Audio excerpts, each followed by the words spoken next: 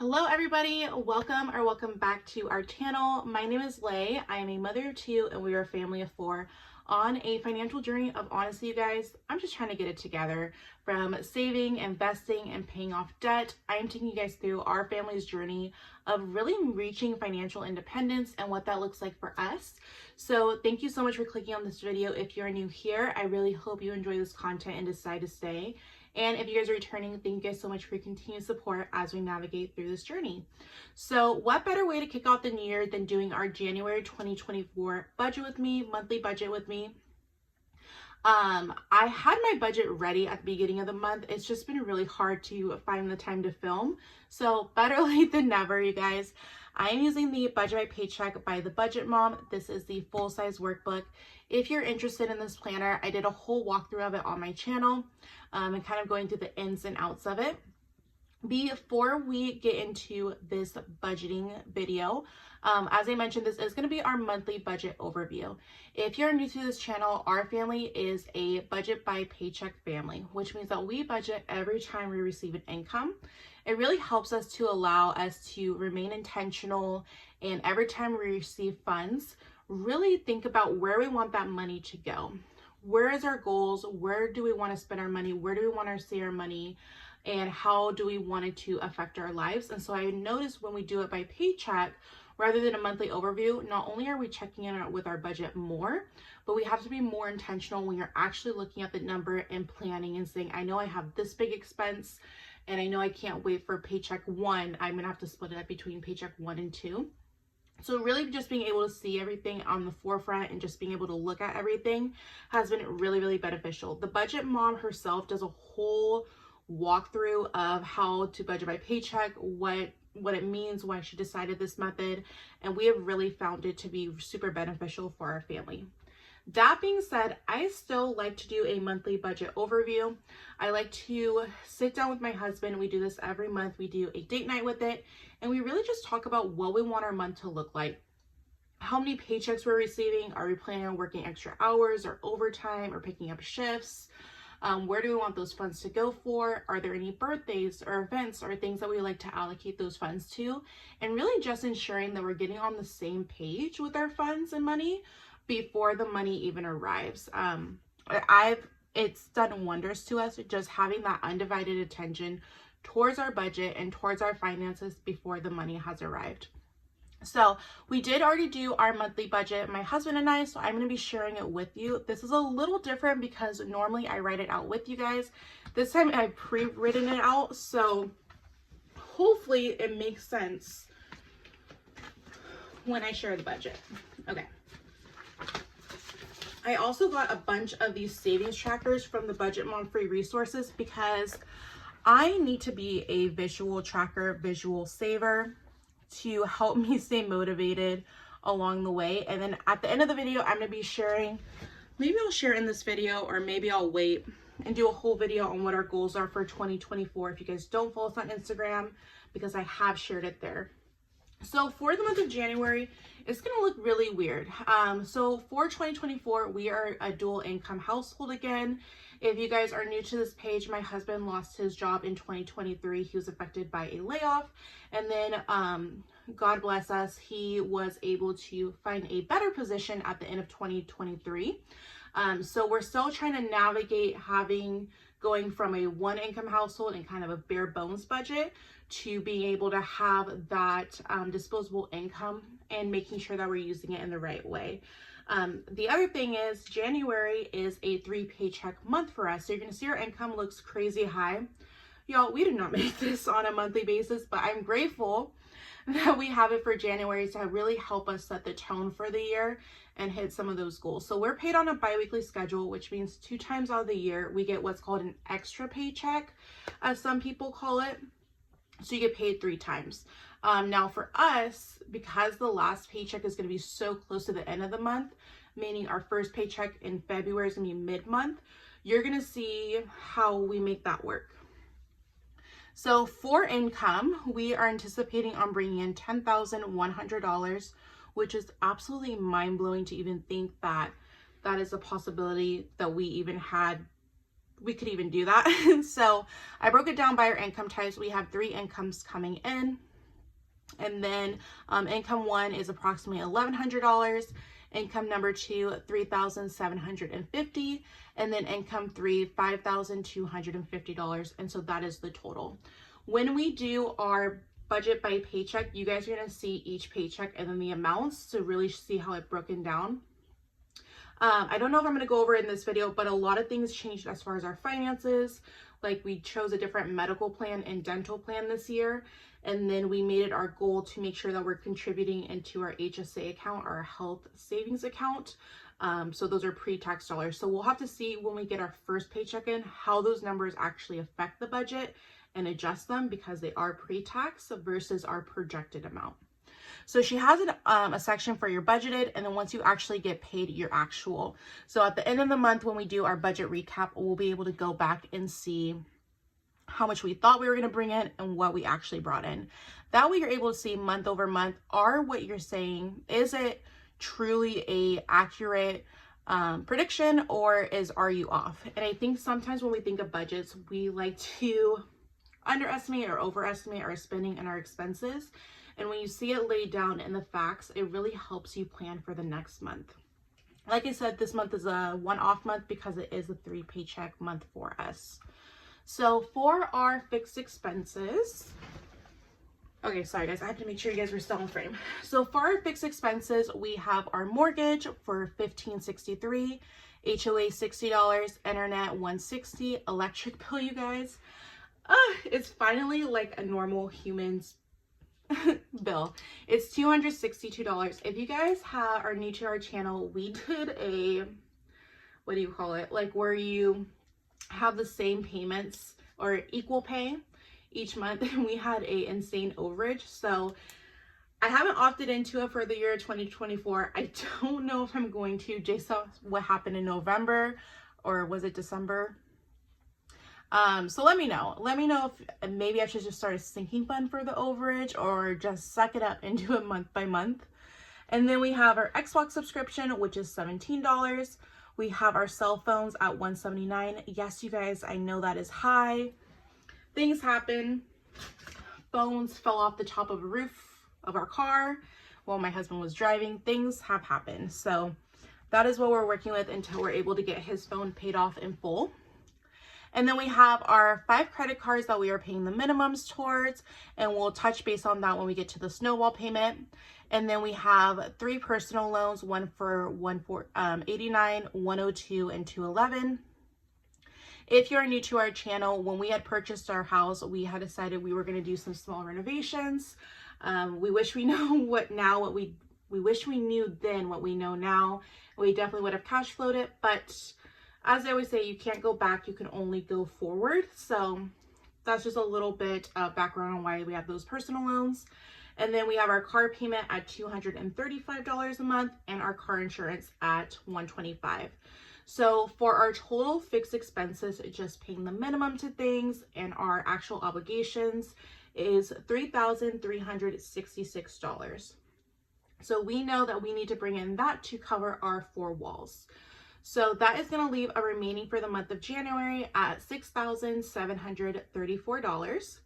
How the Budget Mom has her workbook set up is you're going to do your fixed expenses followed by your variable expenses. So for us, we use the cash envelope system, which means we use physical cash for our expenses. We've noticed when we use physical cash, we are more aware of our spending, and that helps us limit. It really kind of comes down to, is this a need or a want? And when you're counting, when it's getting to the end of your pay period or the end of the month and you have those smaller bills, you really think, do I want to spend our money on this, or would I rather wait? So that is why we use the cash envelope system. I know that some people say there's statistics that you spend less with it. We just like it to help keep us accountable. And so this is our monthly budget. So we are a 1 vehicle family. So for gas for the month, we are budgeting $400 or $100 a week. For groceries, you're going to notice the biggest change in our budget if you've been following this channel for a while. We are going to $800 for a family of 4 or $200 a week. We are trying our best to do a lot more organic foods in our household. just over the winter break, I've been doing a lot of like, and I've just felt better. Honestly, I've just felt more alert and a lot better. So organic food is a lot more expensive. So that was something that we really need to take in consideration with our goals, investing, saving, paying off debt, as well as our health. So that is our biggest jump, is our grocery budget, which will come out to $200 a week, because we do our cash envelopes on a weekly basis. Our household budget, we are budgeting $300. Kids are getting $400, which is another budget I added into our cash envelope system, which looking back, I wish I would have divided it up, because there really should be $200 towards a cash envelope and $200 towards their college accounts. Whatever, I'm not redoing the budget. So I'll just leave that note as we continue to do our budget with me's. So our kids are in activities and sports, so this just allows us to pay any last minute fees or registrations or any sports equipment. If they need new shoes or leotards or swimsuits or cleats or whatever they need, just allows us to have that budget. Eating out is $240 for the month or $60 a week. Coffee is $40 a month or $10 a week. I do not care what anybody says, you guys. Even when I'm paying off debt, I'm buying the coffee. If I'm picking up an extra shift, working overtime, working extra hours, or my husband is, and we want a coffee to get us through it, that $5 coffee is making us more, and I'm not going to deprive myself of caffeine and energy to be able to make sure that we reach our financial goals. And then family fund, we are budgeting $100 a month or $25 a week, because we are a pretty busy, active family. I don't foresee us using that budget, and if we don't, then it will be a rollover budget to the following month. So that is going to leave a total of $2,280, leaving us remaining $4,454. Now, you guys, that sounds like an insane amount, because it is. And again, that falls into us having a 3-paycheck month. So to make sure that we're using the best of it, we have our sinking fund cash envelopes. Our sinking funds, if you're new to budgeting or the cash envelope system or the sinking fund system, a sinking fund is an expense, expected or unexpected, that you know is going to happen. So an example of an expected sinking fund is Christmas. You know, Christmas happens on the same day every year, and you know you need to have those funds ready if you want to celebrate and participate in that activity, monetary wise. An unexpected expense would be like car maintenance. You know, eventually you're going to need your car tires replaced. You're going to need an oil change. So having those funds readily available for when that does take place, even if you don't know the exact date that it's going to happen. So for our family, for our cash sinking funds, we have our home, which is really just like our decor. I'm trying my hardest in 2024 to really make our house a home and really simplify things. I found myself getting overstressed, especially around the holidays, with just the amount of things we have in our home. So really trying to have quality over quantity, and really utilizing like Marketplace or OfferUp to go get like those furniture pieces at an extreme discount. The next thing that we have is holidays. So we are budgeting $30 for that. Birthdays, we're budgeting $500 for that. And that's because our daughter's birthday is next month. And so that is just going to be for her to pay for the place that her party is going to be at, as well as some gifts and food and all the whole thing. Anything remaining in that budget, we'll just go ahead and roll over, because my birthday is in the spring as well. Then we have our then we have Christmas, and we're going to go ahead and put $50 into Christmas for 2024, just to start that savings early, you guys. We know that we spend a lot during the holidays, and if you start saving earlier, the less you need to save for and the less stressful it will be. And then both of our kids get $20. That is just going to be if we need to get a bigger expense item for their sinking funds. And maybe their cash envelope, their variable expenses doesn't have enough. Maybe think of jackets or snowshoes or rain boots or whatever. That would go into their sinking funds. So we'll use the cash envelope first and then the sinking funds as a backup. My husband and I are both getting $100 of personal spending money. Pets is getting $20. I just create a sinking fund for our dog shampoo because one of our dogs, he has really bad dry skin, so it just kind of helps to create a fund for when we do need to get his shampoo. And then car maintenance, we put $80 in it a month. So for our cash sinking funds, that's $960, leaving us a remaining $3,494.